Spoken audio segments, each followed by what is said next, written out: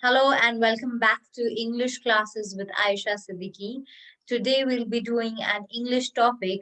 I have already completed this topic's first part in the previous video. I hope you all have seen the video. For the ones who have not seen the video, please go back to the channel, subscribe it to see more videos relating videos on English language, and also see my previous video that was on nouns. The topic was parts of speech, and the first part that we've completed was nouns. Today, we'll be doing the topic parts of speech, wherein the second part of speech we'll be doing, and the name of the topic is adjectives. I hope you all will like the video, and if you all do like it, please give it a thumbs up. So, let's start with the topic.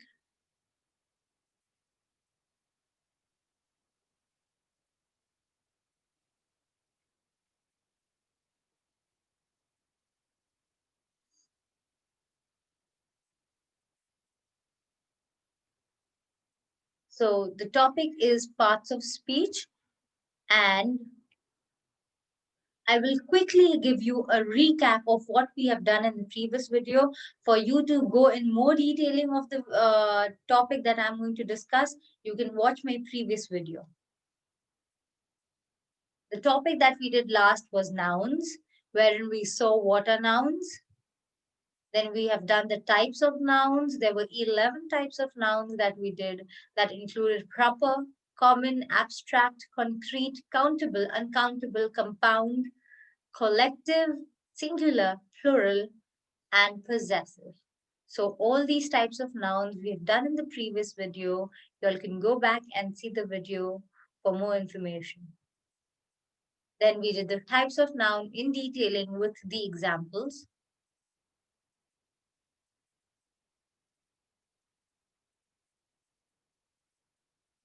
We also did rules for changing singular nouns to plural nouns.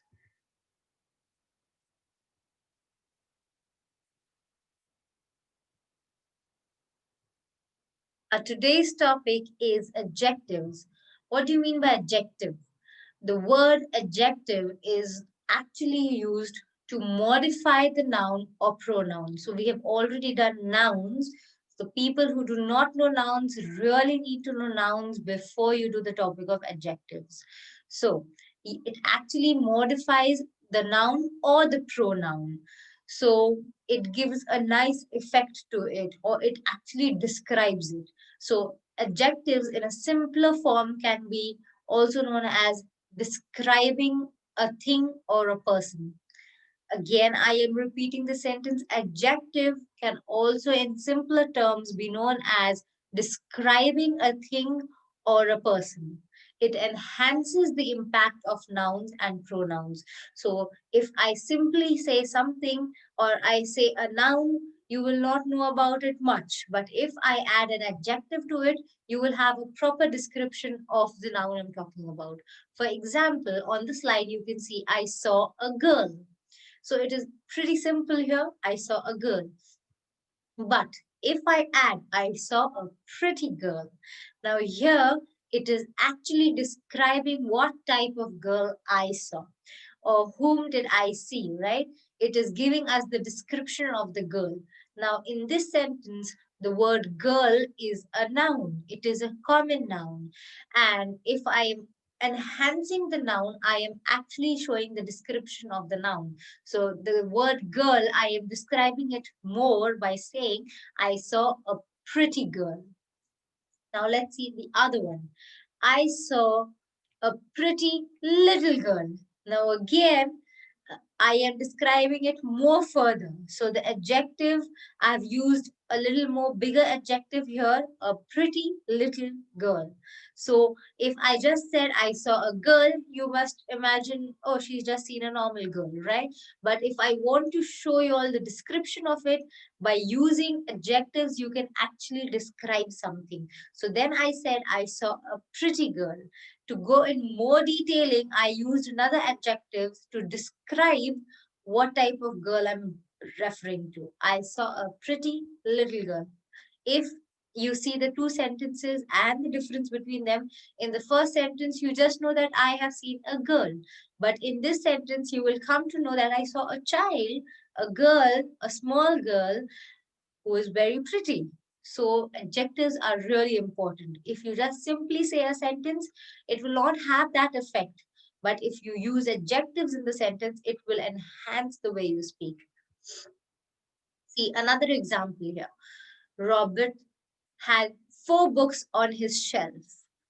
4. If I simply said Robert had books on his shelf, you don't know how many. There can be a library of books, or there can be only 1 book or 2 books on a shelf, but 4 books actually gives you the description that it was not as big as a library, it was not as small, just a book that he was reading. He actually has a few books with him.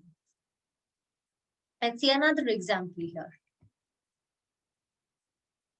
Christina bounced the round basketball.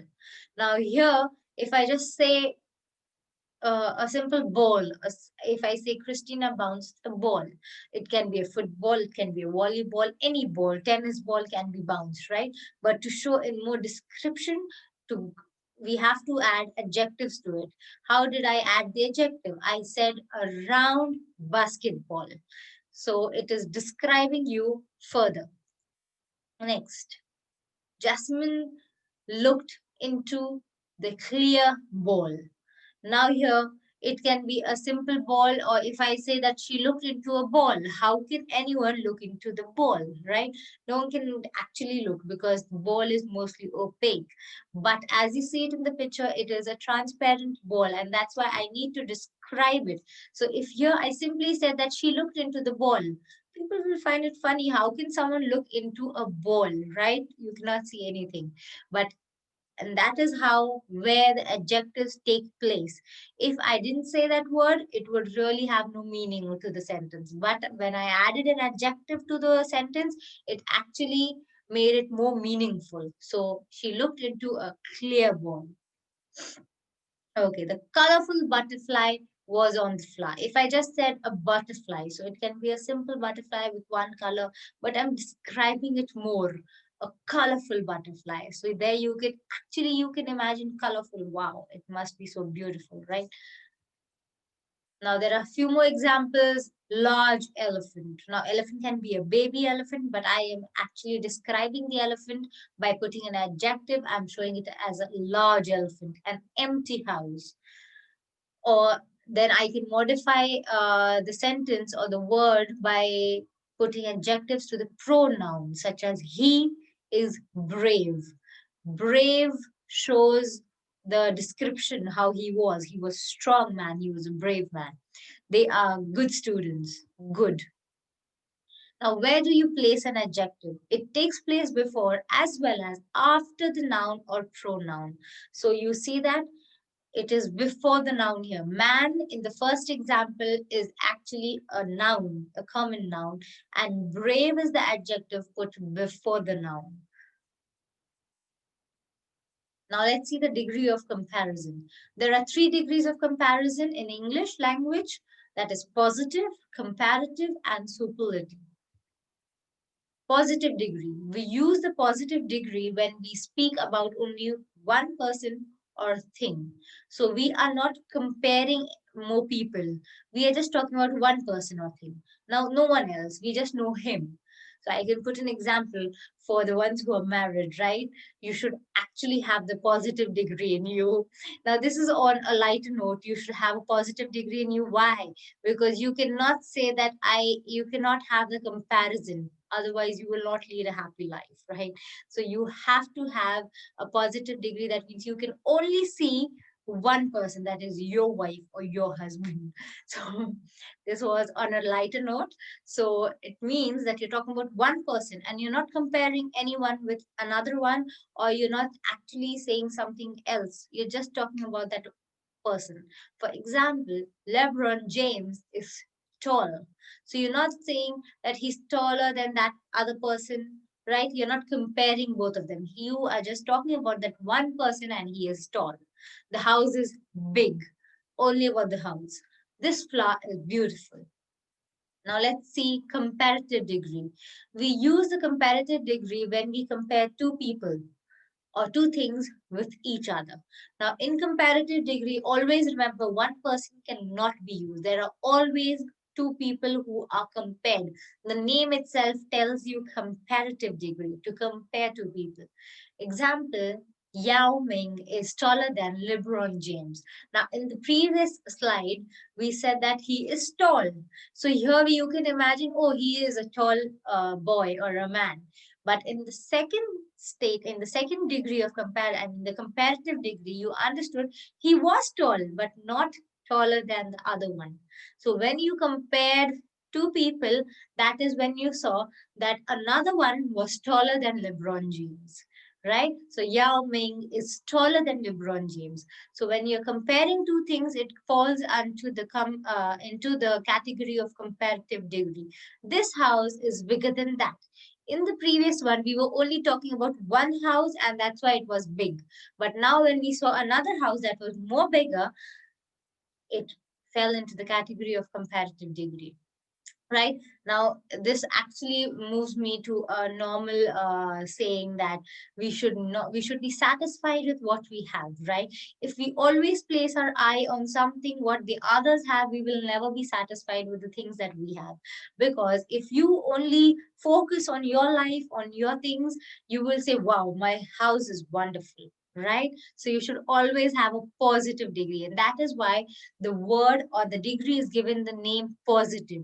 So if you be positive about your things, and you will always be satisfied in your life. So you do not have to compare your house, your things, your looks with the others. So if you are going to go into the comparative degree, you will always not be more satisfied. So you will keep on comparing. Oh, my house, before, when you did not had anything to compare, you would love your house. But if you see someone's house who's more bigger, more good, and then you will actually start having doubts, and you will not be as satisfied and as thankful to God that, oh, my house is brilliant. You will start saying that the other house is more bigger, right? More bigger. So this is how comparative degree and positive degree can be compared. So that's why always be positive. Okay, let's come back to the topic here. Bigger, taller. Now she is a nice girl. She is nicer than her or than him. So always when two things are compared, you are using the comparative degree. Mostly ER is added. ER is added at the end of the word. Superlative degree. We use the superlative degree when we compare more than two person or things with one another.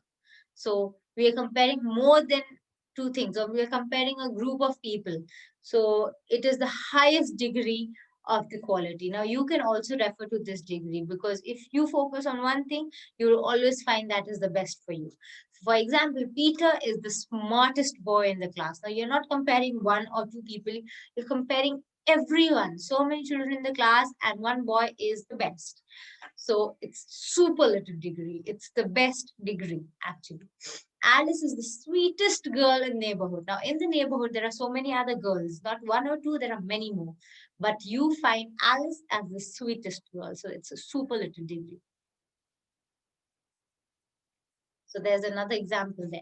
Now let's see all together. Degree of comparison.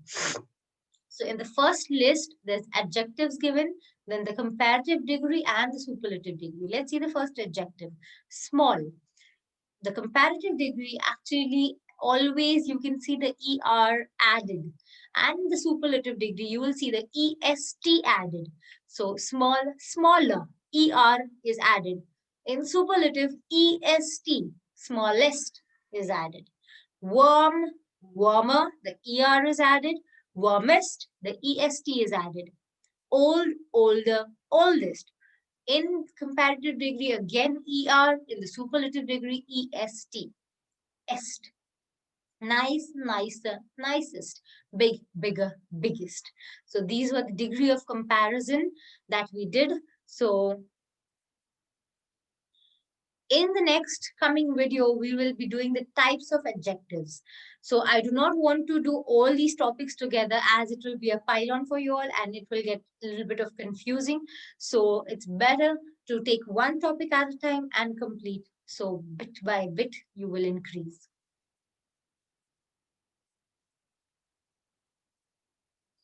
I hope you liked the video and understood from it, and you're learning good things from the video. If you all really liked the video and understood, please give a thumbs up and also subscribe to the channel to see more videos on similar topics. Thank you so much, everyone. Take very good care of yourself. Bye.